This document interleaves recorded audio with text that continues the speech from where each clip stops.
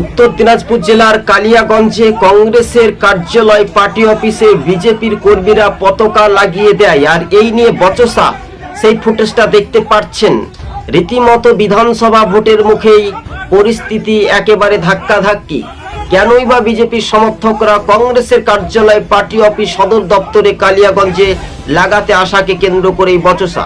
তবে বিজেপির সমর্থকদেরকে ধাক্কিয়ে দেয় কংগ্রেস কর্মীরা, আর এতেই কিন্তু একটা রাজনৈতিক উত্তপ্ত পরিস্থিতি।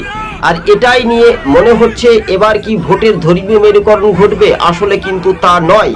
এবার সেই কালিয়াগঞ্জ কংগ্রেসের একসময় দাপট ছিল, সেই দাপটটা বিধানসভায় এবার ধরে রাখার চেষ্টা করলেও তৃণমূল শাসক দলকে কতটা টেক্কা দিতে পারে এটাই শুধু দেখার বিষয়। ফুটেজগুলো আপনাদেরকে খুবই সংক্ষেপে দেখাতে চলেছি আমরা। তবে বাস্তবে উত্তর দিনাজপুর জেলার বিধানসভার মোট আসন সংখ্যা 9। তবে এই কালিয়াগঞ্জটা খুবই গুরুত্বপূর্ণ বিধানসভা। হেমতাবাদে যিনি কংগ্রেসের প্রার্থী অনামিকা রায়, কিন্তু কালিয়াগঞ্জটা কংগ্রেসের দখলে যাওয়ার একটা চেষ্টা। তবে এই মুহূর্তে বিজেপির সমর্থকরা যেভাবে কংগ্রেসের পার্টি অফিসে